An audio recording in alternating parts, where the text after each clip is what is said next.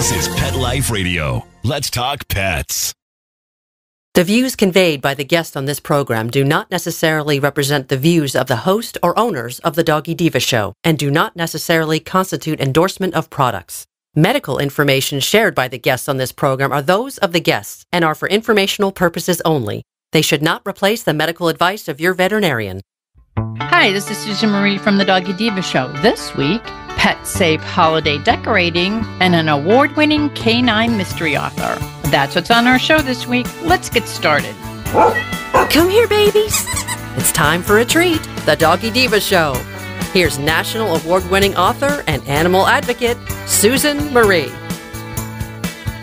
Hi, welcome to the Doggy Diva Show, the show for animal lovers. I'm your host, Susan Marie, and as always, I'm joined by my canine co-hosts, the Doggy Divas themselves. Thank you for joining us today as we bring you the experts in the pet and animal world right to you. Contact us at thedoggydiva.com. That's the DOGGYDIVA.com. We love hearing from you. So go grab a cup of coffee and your pet's favorite treat, and we'll be back in just a moment. Take a bite out of your competition. Advertise your business with an ad in Pet Life Radio podcasts and radio shows. There is no other pet-related media that is as large and reaches more pet parents and pet lovers than Pet Life Radio. With over 7 million monthly listeners, Pet Life Radio podcasts are available on all major podcast platforms. And our live radio stream goes out to over 250 million subscribers on iHeartRadio, Odyssey, TuneIn, and other streaming apps. For more information on how you can advertise on the #1 pet podcast and radio network, visit PetLifeRadio.com/advertise today. Let's Talk Pets on PetLifeRadio.com.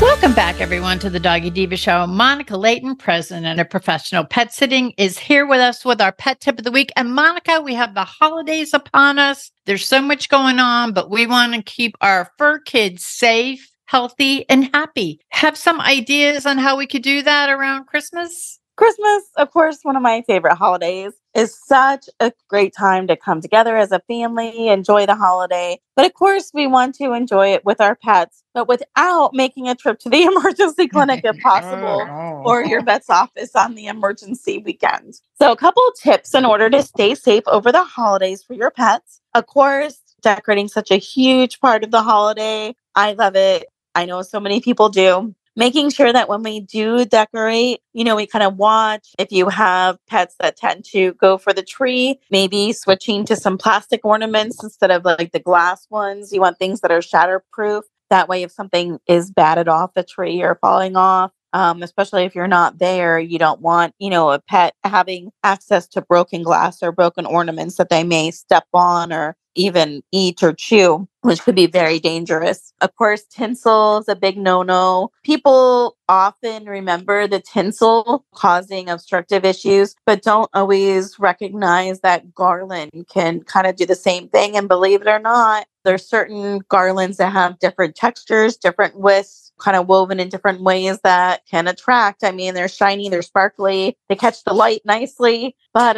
they don't do well with our pets. So just being cautious if you see your pet starting to really be inquisitive with the garland, also just kind of being over them, kind of making sure that they're not into it fully. Pets will eat the craziest things. I still tell this story every Christmas, but the animal hospital, we had a pet that ate an entire 50-count strand of lights, chewed off the plug, did not have the plug on it, but ate the entire strand. Believe it or not. That story, yeah. Yes. Believe it or not, we did not have to go get it. I mean, he passed the entire strand as well with no problem. But not all pets are that lucky. You know what I mean? Oftentimes that ends up being a surgical case. So, very cautious about things because you never know what a pet will eat. Of course, our Christmas comes with a lot of great baked goods and yummy dinner. So, of course, being really cautious, trying not to feed our pets a lot of people food, making sure, no onions, no garlic, no macadamia nuts, no grapes, no raisins. A lot of times if you want to give your pet something from the table, maybe setting aside a couple no milk, no sugar, no honey with it, but maybe plain sweet potatoes or like plain green beans, things of that nature, to where they haven't been cooked in any oils, cooked in any butters. If you're making something, kind of in the early stages before you add things to it, maybe set a little bit aside. Or, the holidays are a great day. My daughter and I usually will make homemade dog treats when we're baking Christmas cookies. And that way we have great little homemade things that when we have guests over, they can feed those to our pets instead of the table food. So, a great idea and thought for the holiday season. Another big one is alcohol. Being careful, that pets are not getting into drinks. We had a border collie that would drink out of people's cups all the time if you didn't watch her. It's amazing to me how many dogs do that. So definitely watching alcohol, watching your glasses, staying away from the big toxin issues as far as holiday foods that we discussed, baked goods, as far as having some of the molding issues that occur after the fact. So making sure all of our trash is well contained. If you can't fit it all in the trash can, being certain that, wherever you put them, the pets can't get into them. And also wildlife. If you have your trash cans like in a side yard and wildlife gets into it, sometimes they kind of leave remnants when they get into the trash, and you don't want your pet getting out there and finding, little pieces of a turkey bone or some molded old food, lying in the grass. That's a small piece left over by a raccoon from, a holiday a week prior before the trash pickup has arrived, and then having a sick pet because they got that little piece of whatever it was in the grass. Another thing that is really big around the holidays. I myself, have a couple of really pretty snow globes that I like to put out, around Christmas time that have the snow that goes around. Recently, more and more kind of prevalence in the snow globe making is that a lot of the snow globes can contain antifreeze inside the solution. And if that breaks or it's leaking at all, you want to be really cautious. You don't want your pet to kind of get into that. So if you do have one break, I know in the past, I saw these really cute little ornaments that were snow globes, and they were small ornaments for the tree, and they were, little snowman, but it was a snow globe, and a couple of them had started leaking, and I didn't even notice it until I saw a couple of water drops on the floor, and I couldn't figure out where they were coming from. So even if it's not, a big massive snow globe, but little things like ornaments that could contain it or little toys. I know during the holiday season,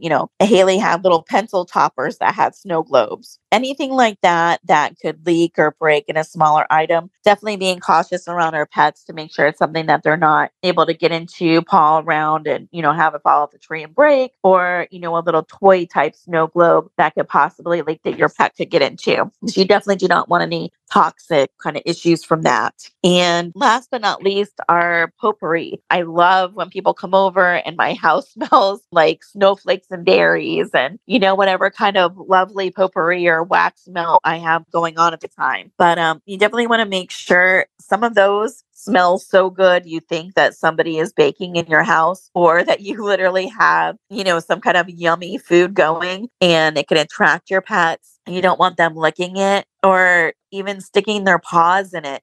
Cats are great about sticking their paws in everything. And the last thing you want them to do is stick their paw on a hot wax or, a potpourri. Potpourri can have toxic effects when ingested. So if they stick their paw on something, and then of course, what do cats do after they, touch anything? They lick their feet constantly. Same with dogs. So you definitely don't want them, ingesting anything that can cause them a toxic issue as well as a possible burning issue. So just being really careful about those major items during the holidays can have you have a really good holiday, a really nice day with your family and your pets, but hopefully avoid any of the little mishaps that can happen throughout the day to cause a trip to the emergency clinic or your veterinarian. Well, that's very important because that's when they're the busiest. Monica, thank you very much. And I'm thinking that with all of this information, hopefully we are all going to stay safe with our pets over the holidays and no ER visits. Thank you very much. And you guys have a great holiday. Thank you. You too. We'll be back in just a moment. Happy holidays.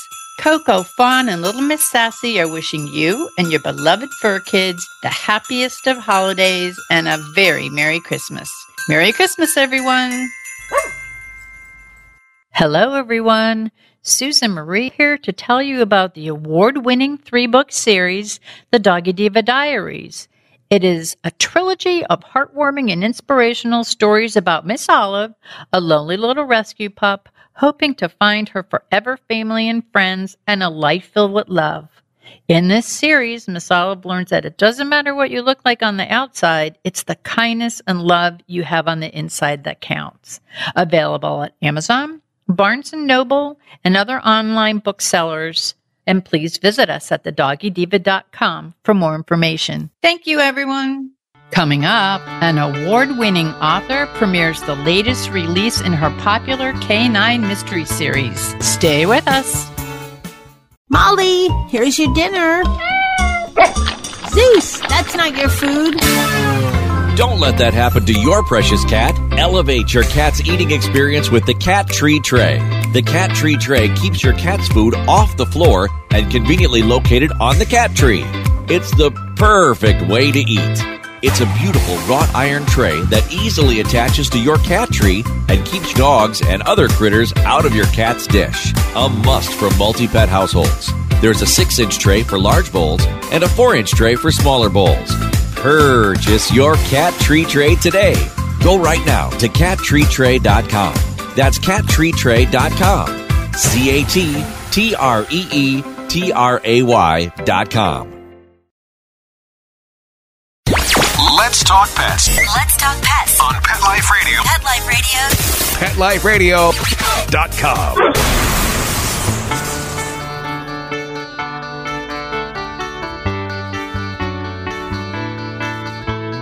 Welcome back, everyone, to the Doggy Diva Show. Award-winning author Kathleen Donnelly is a canine handler for a private narcotics dog detection company, and she uses her real-life experience as a canine handler to craft realism into her very popular National Force Canine series. Kathleen is with us today to tell us about the second book in the National Force Canine book series, Hunting the Truth. Kathleen, welcome back to the show. Thank you so much for having me back. I'm really excited to be here. Oh, it's our pleasure. And now for some of our first-time listeners, can you just tell us a little bit about yourself and your experience as a canine handler and how this impacted your books? Sure, I'd be happy to. So I've been a canine handler for Sherlock Hounds Detection Canines, a private drug dog company. We go into schools to help keep them safe. The dogs find drugs, alcohol, and gunpowder, and I've been a handler since 2005. And that inspired me. I also love mysteries. I love reading mysteries. And as I started writing, my work inspired me to show how dogs help us solve mysteries every day. And there's some great books out there. And I wanted to write my own mystery. And so I sat down and started at it. And you did a very good job. I love them. Thank you. And as I said in the intro, you're being a canine handler. You've brought this experience, this like sense of realism into your character. And of course, the main character, very strong female character, which I love, is Maya. And her canine partner is Juniper. Can you just tell us a little bit about them? Sure, I'd be happy to. Maya is a U.S. Forest Service law enforcement officer and canine handler. She's also a Marine veteran, and her Malinois, Juniper, is a 2-year-old Malinois, and they were recently paired. So when the series starts in book 1, Chasing Justice, that is how Maya started working Juniper. And now in this recent book, Hunting the Truth, Maya and Juniper have teamed up. They're becoming more of a team. I really wanted to show the progression between dog and handler as you get to know a dog better. And so that was a lot of fun. And Maya does deal with some PTSD due to her past as a military canine handler, where she lost her canine in Afghanistan, but she's working through that by bonding with Juniper and learning to work with her. Well, and in the first book, Chasing Justice, which that's where I first met you, and I fell in love with these characters in your mystery series. We met Maya, we met Juniper, and we also met Josh Colton. He's the deputy sheriff. So there was like a little mystery, a little romance, and we kind of set the background for what was going to happen throughout the course of the series. Can you tell us where we are, where we'll find Maya, Juniper, and Josh, and her grandpa? I mean, there's just so much, because some of the things that were brought out in the first book, not that the books can't be standalone books, but they're explained a little more in the second book in Hunting the Truth. Can you tell us a little bit about that? Sure. So I've really enjoyed developing all these characters and their storylines together. Like I mentioned, Maya deals with PTSD. And in my research of PTSD and talking to a female veteran who was so wonderful, she shared her experience with me. It really humbled me when she opened up.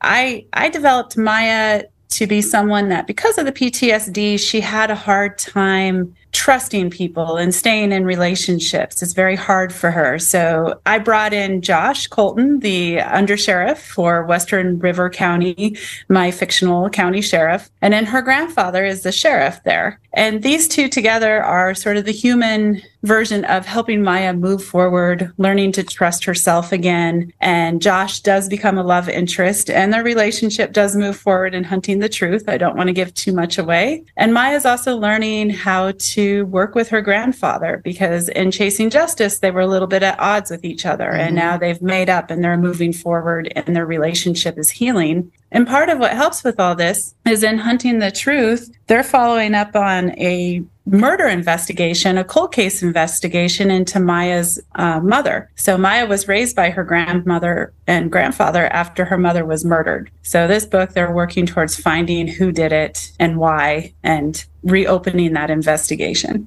Well, and I have to tell you, the twists and the turns that you put in there to get to, again, I don't want to give anything away either, but to get to where you were going in the book, I mean, it was like seat of the pants. You couldn't wait to get to the next chapter. You know, it's like, oh my gosh. And it was very interesting the way that you brought it all together. And it said so much. We got to learn more about her mom and her grandma. And it was just, I found it to be very, very interesting. And especially people who read the first book, I think that they'll find themselves even more enmeshed with these characters and tied into them in the second book, because you get to learn a little bit more about them. So as I'm saying that, I am wondering, is there going to be a book 3 in the National Forest Canine series? There is. I'm excited to announce book 3, Killer Secrets, will be released at the end of March. So March 26, 2024. I'm really excited. This book takes Maya to a different county, because one of the things that I think a lot of people don't think about is how big our national forests are, especially out here in Colorado. They cover so many acres, millions and millions of acres, literally. And so for a Forest Service law enforcement officer, they actually have to work with several different counties. So any county that national forest is in, they're working with that sheriff. So I wanted to take Maya out of her home and put her into another situation. And I did that by a serial killer who is loose in the area, and she and Juniper will help track him down, and pretty soon they become the next targets. So it was a really fun book to write, and I look forward to it coming out. Oh, I can't wait to read it. And for our listeners who may not be familiar with the kind of dog that Juniper is, a Malinois, can you just tell us a little bit about them? Because they're kind of special. They are. They're really amazing dogs. Our trainer in Oklahoma had several, and every time we would go down and train, I would get to meet them, because the dogs I work are actually Labrador retrievers, so very different from a Malinois. But because I work in schools, we wanted the labs, but it was fun to meet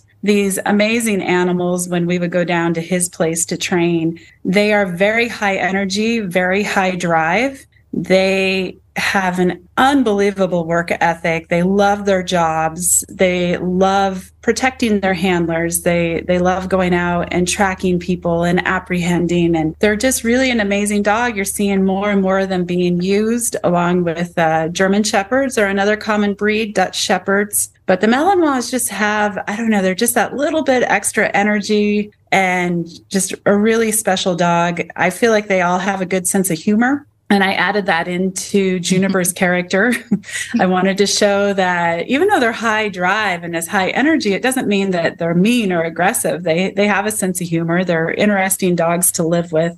And I'm always in awe of them. They're really amazing. Well, you did. A friend of mine has a number of them where she lives. She lives on a huge property up in California, and she has a lot of animals, and she has a lot. And they are her like little protectors up there, and they're really, really cool dogs. But what I like too, Kathleen, is in the description of Juniper as well as Maya, their relationship. They have this very, very strong bond in their working relationship. But when they're done, or when Juniper's done and when she goes back into her crate and goes back into the home, she's just like a dog. And that's what I like that you brought to her character. Like she's very, she's very easy for me as the reader to bond with, I guess is what I'm trying to say. That's great. Yeah, I wanted to show the dog handler bond. And I wanted to show it both in work and at home because it is a little different. You know, when they come home, my dogs know, okay, we're off duty. They still have working dog rules. They don't have like the run of the house necessarily, but we're together all the time. Like they're with me in my office when I write and things like that. However, the flip side of that is working dogs are very high energy, high prey drive. And so you have to watch them. This is part of the reason they don't get the run of the house. It's not because I don't want them to not have it, but they could be very destructive. And I had fun showing Juniper, you know, moving in. I call it, she changed the landscaping at Josh's house. So when you read, you will see what I'm talking about. I just wanted to show what it's like both at home and out on the job, because it's really different from having a pet. I've had pets as well, and it's just a very different dynamic, and you're so bonded with these dogs. And I wanted to show too in the book, there's a scene where Maya protects Juniper. Mm-hmm. So it's not just the dogs always helping us. We're a team. That's how I look at it working my dogs. So there's a scene where Maya protects Juniper as well. And that was really fun to write too. Well, you did it beautifully. And again, I totally love the book. And anyone who read the first book is going to really enjoy Hunting the Truth. So Chasing Justice was the first. Can you share with us the name of the third book, or is that until it's... Oh, I definitely can. It's Killer Secrets is the name of the third book. It's available for pre-order right now. Oh, good. I'll have to get my Kindle loaded on. Your books read very quickly too, by the way, so they're very great. They're great to read. Now, where can the listeners go to learn more about you, where to find you, where to find your books? They can go. So one great spot is my website, and it's KathleenDonnelly.com. And by the way, when you go to the website, there should be a pop-up where you can sign up for my newsletter. And when you sign up, you get a free gift of a short ebook called Working Tales, and it's short stories of my real life experiences working canines. So anyone who wants that book for free can go to my website and sign up there. The website has links to all the major retailers. You can also go to Amazon, Barnes & Noble. I always love supporting independent bookstores, so I have a link to one of our own independent bookstores here in Colorado, but any of your bookstores in your area can also order them. So they're pretty much available wherever you like to buy your books. That's awesome. And before we go, is there anything that we may not have covered that you'd like to share with the listeners? Oh, that's a great question. You know, one thing I was thinking about is just supporting your local canine program. I love supporting. We have some retired canine foundations in our area, and also programs that help your local canines, because they're really amazing dogs. They take great care of our communities. And when you support some of these programs, it helps the handler keep the dog after they retire and things like that. So that's very good. That's very thoughtful and very important, actually. And people are always looking to see how they can become involved more. And, and I know our listeners are like that. And it just makes you feel better when you have more awareness and when you're involved like that. So thank you for that. And I want to thank you for coming back on the show and visiting us again to talk about Hunting the Truth. And I got to tell you, I am hoping that you come back when the Killer Secrets come out so that we could talk more about Maya and Juniper and, all of the characters in the book. They're all very interesting. They're easy to relate to. And the type of mystery that you write and the type of relationships that are in the book are very easy to read and very enjoyable. So I know you, as my listeners out there, are going to truly enjoy Hunting the Truth, and we have to wait for Killer Secrets, but you could pre-order that right now. So Kathleen, before we go, can you just share your contact information one more time for the listeners? Sure, I'd be happy to. So my website is KathleenDonnelly.com. And again, on there, you can sign up for my newsletter. That's a great way to keep in touch. I let readers know about when the book goes on sale or any new developments, or I'll be keeping everyone updated on the release of Killer Secrets, which I hope I can come back and speak on your show again too. Yes. I look forward to that. On my website are all my social media links as well. I tend to do probably most of my social media on Facebook and Instagram. I love keeping in touch with readers there. And of course, I'm always happy to answer an email if someone has a question. There's a contact button on that website. And if someone wanted a signed copy, I'm happy to talk to them about how we can do that as well. So really, the website gives you all the information. Thank you. And thank you again for coming back and being a guest on our show. And I'm looking forward to having you back so that we could talk about the next book in March. So very, very interesting. So thank you again. And we'll be back in just a moment.